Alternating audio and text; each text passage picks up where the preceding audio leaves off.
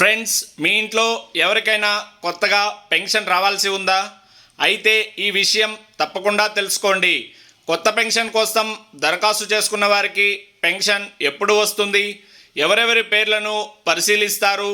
ఇప్పటికే ఉన్న పెన్షన్లలో ఖాళీలు వస్తే ఆ ఖాళీలను ఎవరితో భర్తీ చేస్తారు?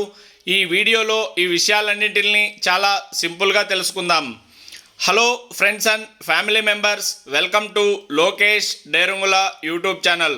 ముందుగా మీ అందరికీ నా హృదయపూర్వక నమస్కారం. మీకోసం మీ ముందుకు అత్యంత ఖచ్చితమైన అధికారిక సమాచారంతో మీ సచివాలయ ఉద్యోగి లోకేష్ డేరుంగుల. ఇక అసలు విషయానికి వస్తే ఫ్రెండ్స్, చాలామంది కొత్త పెన్షన్ కోసం ఎదురు చూస్తున్నారు. కొంతమందికి వయసు పెరిగింది, మరికొంతమంది వితంతు పెన్షన్ కోసం ఎదురు చూస్తున్నారు, మరికొందరు దివ్యాంగ పెన్షన్ కోసం దరఖాస్తు చేసుకున్నారు. అయితే ఇక్కడ ఒక విషయం గుర్తుపెట్టుకోవాలి. దరఖాస్తు చేస్తే వెంటనే పెన్షన్ రాదు. ముందుగా మీకు పెన్షన్ అర్హత ఉందా లేదా అనేది అధికారులు పరిశీలిస్తారు. మీ వివరాలు, అవసరమైన పత్రాలు, కుటుంబ పరిస్థితి వంటి విషయాలను కూడా పరిశీలిస్తారు. అన్నీ సరిగా ఉంటేనే మీ దరఖాస్తును తదుపరి ప్రక్రియకు పంపిస్తారు. మరి కొత్త పెన్షన్లు ఎలా వస్తాయో కూడా తెలుసుకుందాం. ఇది చాలా ముఖ్యమైన విషయం.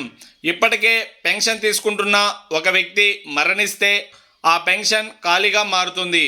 అలాగే ఎవరైనా శాశ్వతంగా వేరే ప్రాంతానికి వెళ్ళిపోయినా ఖాళీ ఏర్పడవచ్చు. ఇలాంటి ఖాళీలను అర్హత ఉన్న కొంతమంది వ్యక్తులతో భర్తీ చేసే అవకాశం ఉంటుంది. అదేవిధంగా ప్రభుత్వం కొత్తగా పెన్షన్లు ఇవ్వడానికి అదనంగా అవకాశం కల్పించినప్పుడు కూడా కొత్త లబ్ధిదారులను ఎంపిక చేసే అవకాశం ఉంటుంది. అంటే సింపుల్గా చెప్పాలంటే పాత పెన్షన్లు ఖాళీ కావచ్చు, కొత్త అర్హులైన వ్యక్తిని ఎంపిక చేసే అవకాశం ఉంటుంది. ఎవరెవరు కొత్త పెన్షన్ కోసం దరఖాస్తు చేసుకోవచ్చో కూడా తెలుసుకుందాం. వృద్ధులు, వితంతువులు, దివ్యాంగులు మరియు ప్రభుత్వం నిర్ణయించిన ఇతర అర్హత కలిగిన వారు తమకు వర్తించే నిబంధనల ప్రకారం పెన్షన్ కోసం దరఖాస్తు చేసుకోవచ్చు. కానీ అర్హత ఉండటం వేరు, పెన్షన్ మంజూరు కావటం వేరు. మీకు అర్హత ఉండాలి, మీ వివరాలు సరిగ్గా ఉండాలి, అవసరమైన పత్రాలు సరిగ్గా ఉండాలి, అధికారులు మీ వివరాలను పరిశీలించాలి, అందుబాటులో ఉన్న ఖాళీలు లేదా ప్రభుత్వం ఇచ్చే అవకాశం ప్రకారం మీ పేరు ఎంపిక కావాలి. అప్పుడు మాత్రమే పెన్షన్ మంజూరు అవుతుంది. ఇప్పటికే దరఖాస్తు చేసుకున్న వారు ఏం చేయాలి? మీరు ఇప్పటికే కొత్త పెన్షన్ కోసం దరఖాస్తు చేసి ఉంటే నా దరఖాస్తు ఏమైంది అని తెలుసుకోవడం చాలా ముఖ్యం. మీ వివరాలు సరిగ్గా ఉన్నాయా? మీ దరఖాస్తులను అధికారులు పరిశీలించారా? మీ పేరు అర్హుల జాబితాలో ఉందా? ఇలాంటి విషయాలను మీ సంబంధిత సచివాలయాలలో తెలుసుకోవచ్చు.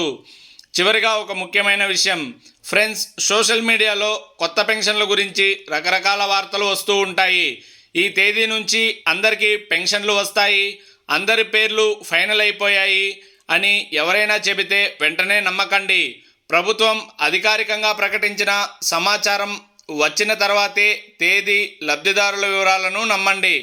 మన ఛానల్లో అధికారిక నిర్ధారణ అయిన సమాచారాన్ని మాత్రమే మీ ముందుకు అందిస్తాం. ఎందుకంటే మనకు కావాల్సింది కేవలం వార్త కాదు, అత్యంత ఖచ్చితమైన అధికారిక సమాచారం. ఫ్రెండ్స్, మీరు కొత్త పెన్షన్ కోసం ఎదురు చూస్తున్నట్లయితే మీ పెన్షన్ కేటగిరీ ఏదో కామెంట్లో చెప్పండి. ఈ సమాచారం మీకు ఉపయోగపడితే వీడియోని లైక్ చేసి కొత్త పెన్షన్ కోసం ఎదురు చూస్తున్న వారికి షేర్ చేయండి. ఇలాంటి అత్యంత ఖచ్చితమైన అధికారిక సమాచారాన్ని ఎప్పటికెప్పుడు తెలుసుకోవడానికి మన లోకేష్ డేరుంగుల యూట్యూబ్ ఛానల్ను సబ్స్క్రైబ్ చేసి బెల్ ఐకాన్ని కూడా ప్రెస్ చేయండి. Thank you for watching. I love India, I love Indian army. జై హింద్.